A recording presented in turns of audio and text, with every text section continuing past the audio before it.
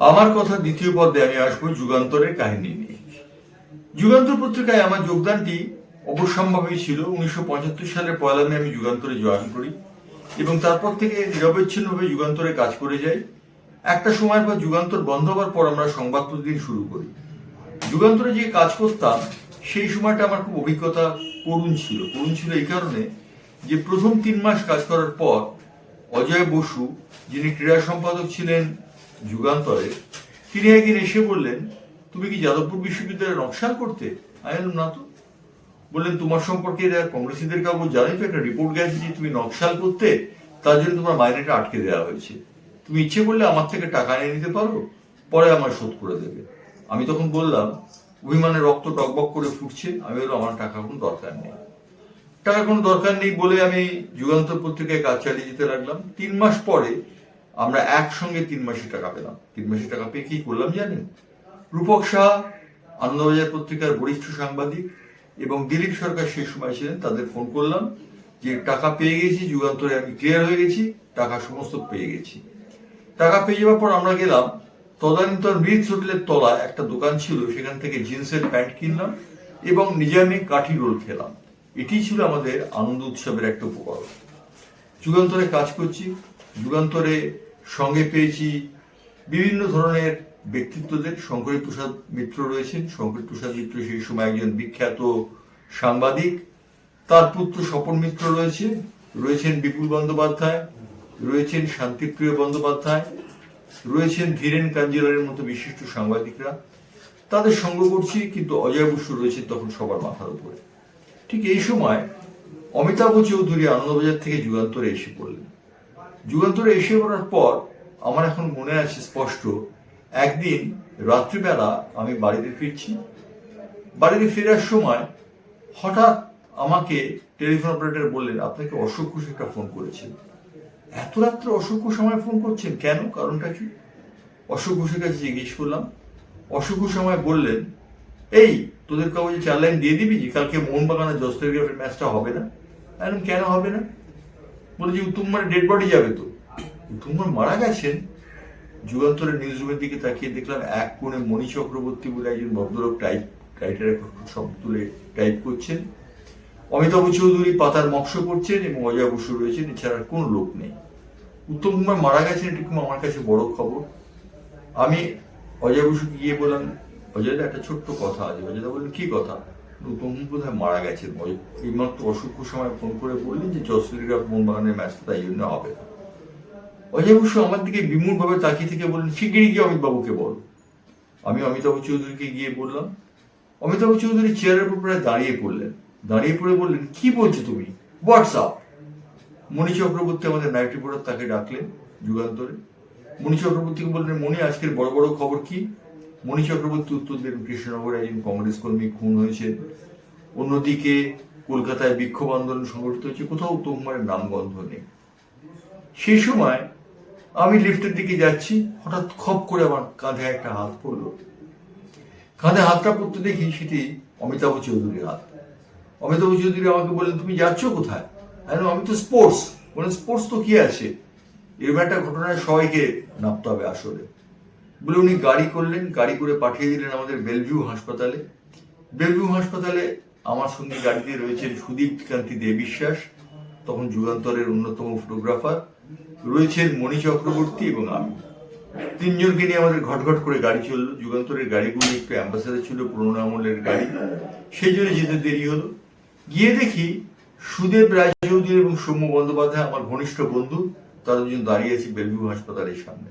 সৌম্য আমাকে দেখেই বলল, ভাগাড়ে একটা শকুন মরেছে, কাক খবর পেয়ে গেছে নাকি? একটা কাক মরেছে, সঙ্গে সঙ্গে শকুন খবর পেয়ে গেছে। তুইও তো খবর পেয়ে এসছিস, তোমার মারা গেছে। বলতে বলতে আমরা দেখলাম এক ভদ্রমহিলা, অপূর্ব সুন্দরী, ফর্সা পিথুলা চেহারা, তিনি সিঁড়ি দিয়ে নামতে নামতে নামছেন এবং বলছেন, জীবন্ত দেহটাকে তুই ভোগ করেছিস, বাকি দেহটাকে আমি ভোগ করবো, চল দেখি তুই কি করিস। বুঝতে পারলাম উনি উত্তম কুমারের স্ত্রী গৌরী দেবী, এবং উদ্দেশ্য ছিল বলার, তার উদ্দেশ্যটা আজ আর নামটা না করলেই পারছি না, কিন্তু নামটা না করলে এখানে একটা অন্যায় হয়ে যাবে। উদ্দেশ্য ছিল সুপ্রিয়া চৌধুরী। উত্তম কুমারের দেহটা তিনি তুললেন গাড়িতে এবং তুলে গিরিশ মুখার্জি স্ট্রিটে তার বাড়িতে নিয়ে গেলেন। গিরিশ মুখার্জি স্ট্রিটের গাড়িতে আমরাও ফলো করলাম সঙ্গে সঙ্গে। সুদেব রায় চৌধুরী ছিলেন আনন্দবাজারের রিপোর্টার।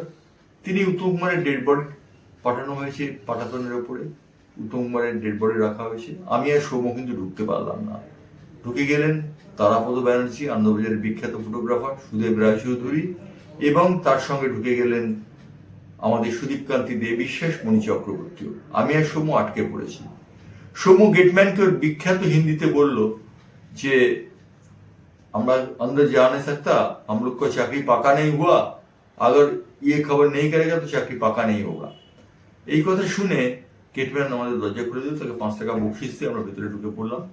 ভেতরে ঢুকে যে দৃশ্যের সম্মুখীন হলাম সেই দৃশ্যের জন্য প্রস্তুত ছিলাম না।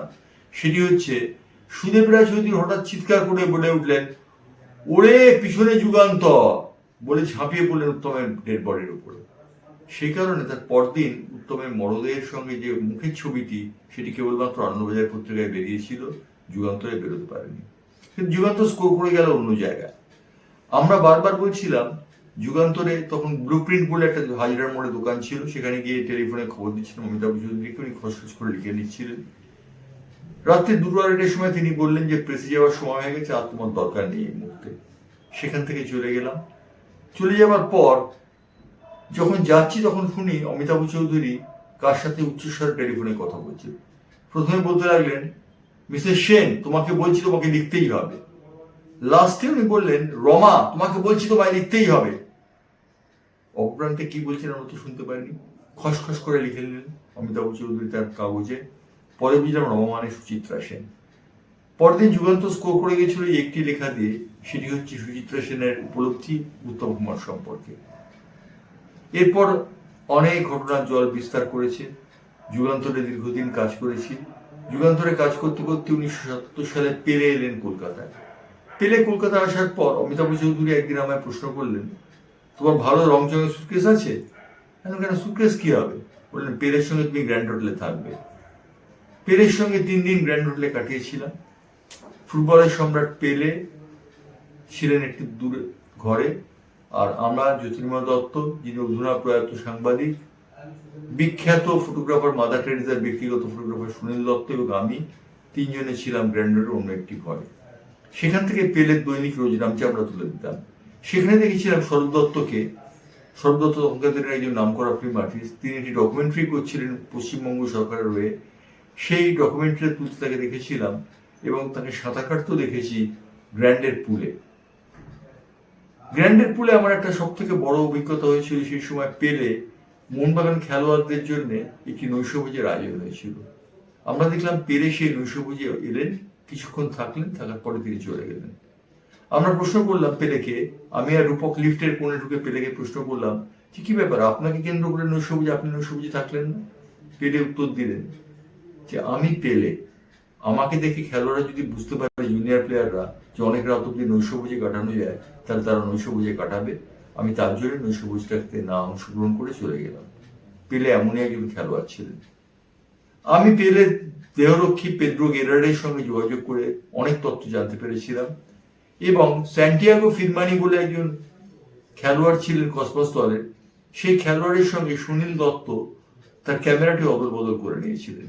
অর্থাৎ স্যান্টিয়াগো ফিরমানির ক্যামেরা সুনীলদার কাছে এবং সুনীলদার ক্যামেরা স্যান্টিয়াগো ফিরমানির কাছে। কিন্তু স্যান্টিয়াগো ফিরমানির সঙ্গে সুনীলদার একটা চুক্তি ছিল যে পেলে চলে যাওয়ার পর তার এই সমস্ত ছবি প্রকাশিত হবে। সেই জন্য পেলে তখনকার স্ত্রী রোজমেরি ডেক্সটারের সঙ্গে পেলের সেই ছবি যুগান্তরে প্রকাশিত হয়েছিল পেলে চলে যাওয়ার পর। পেলে চলে গেলেন। কেউ কেউ বলেছিলেন পেলে নয়, সেদিন কলকাতায় খেলেছেন শান্তি গোপাল, কিন্তু আসলে তিনি পেলেই ছিলেন। আমার মনে আছে অমিতাভ চৌধুরী একটা চমৎকার হেডিং করেছিলেন, পেলে ঘুমালো পাড়া জুড়লো। অর্থাৎ পেলে যে পছন্দসই খেলতে পারেননি সে কথা তিনি বলতেন। যুগান্তরে এরকম অজস্র স্মৃতি রয়েছে। যুগান্তরের স্মৃতি নিয়ে আবার পরবর্তী পর্বে আসবো। তবে আজকে দ্বিতীয় পর্ব এখানেই শেষ করছি। পেলে এবং উত্তম কুমারকে দিয়ে দুটি স্মৃতির কথা আপনাদের শোনালাম। স্মৃতির কথা শুনে আপনারা আজকের এই আমার কথা দ্বিতীয় পর্ব এখানেই শেষ হবে।